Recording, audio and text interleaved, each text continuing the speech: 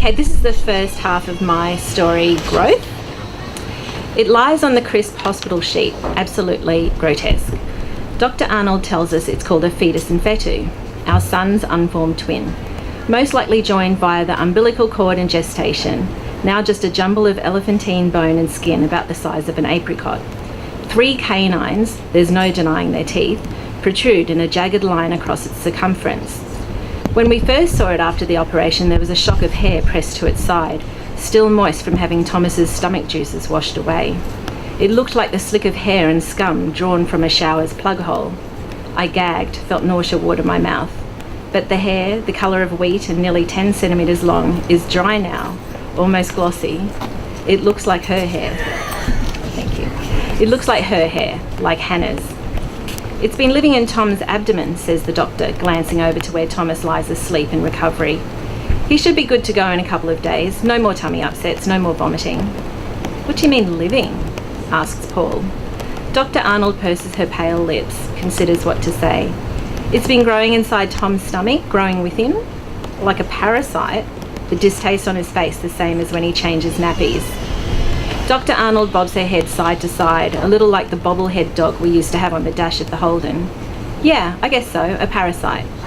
What will you do with it? I ask her. The doctor bends down, scrutinises the small mass. They're extremely rare, you know. She's far more interested in it now than in our son. Her blonde hair is in a high ponytail, has a navy blue ribbon tied in a bow. I wonder if she has a neat row of ribbons arranged on her dresser, a rainbow to choose from according to her outfit. She says, I don't think it'll be destroyed. I'm sure the research team would like to have a gander at it. But I'd like to keep it. I haven't given the words any thought. I watched surprise lift the doctor's brow, the recoil of my husband. It was part of Thomas, you said it yourself. Yeah, as a parasite, Shelley. Get it together. Paul smirks towards the doctor. At least it survived, I think. I'm wrapping salad sandwiches in the tuck shop when I get the call to say I can finally pick up the twin. That's what I've started to call it in my head. But not to Paul. He's already joked that he wouldn't be surprised if I give the parasite a name. He was only half joking though. There was contempt in his voice too, like when he points out the flab that mushrooms over the waist of my jeans, or when he catches me watching Home and Away. I want to peel off my disposable gloves, shove the squares of sandwich paper over to the next mum, but it's nearly 11 o'clock, time to deliver the baskets of food. The other mums already think I'm a bit of a cow, a bit standoffish, but it's just that I don't have the time or money to hang out with them. I listen to their talks of trips to Fiji or Melbourne and the packages they receive from stores in the USA, but what do I have to add? The only reason I'm here is to see Thomas's smile when he hands me a sticky coin for a fluorescent ice block. I have to pick the twin up from the hospital's pathology centre. The woman on reception pulls the jar from a Ziploc bag and the twin is awash in formalin. What a gruesome little creature, huh? She laughs. I bet your son was glad to be rid of it. I'm sorry that it's not dry anymore, that the length of wheat hair is no longer glossy. The hair is darker in the jar, like seaweed floating around its host. When I arrive home, I'm not quite sure what to do with it. I place the jar on the deck table, and the formalin takes on the bottle green of the table's plastic surface. Thomas is delighted with it when Paul brings him home from school. He shakes the jar so the teeth clank against the glass. I want to stop him, but Paul's with him, and they're both studying it like it's a science experiment. I watch them through the kitchen window as I prepare a salad for dinner. I follow the recipe I found in a magazine.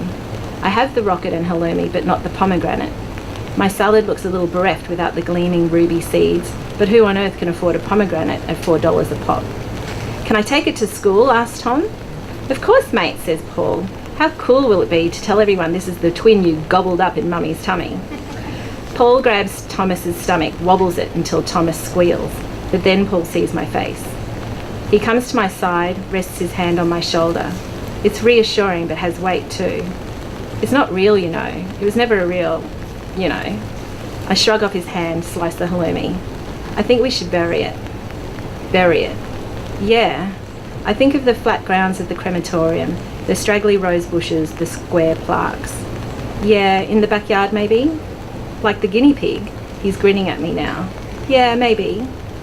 Paul calls Thomas in for a bath, and while the chops are in the griller, I return to the deck, pick up the jar. I stare at it for a long while, and not for the first time wonder if it was a boy or a girl. Its hair is not as dark as Thomas's, so for that reason alone I think maybe it was a girl. another daughter I've been robbed of.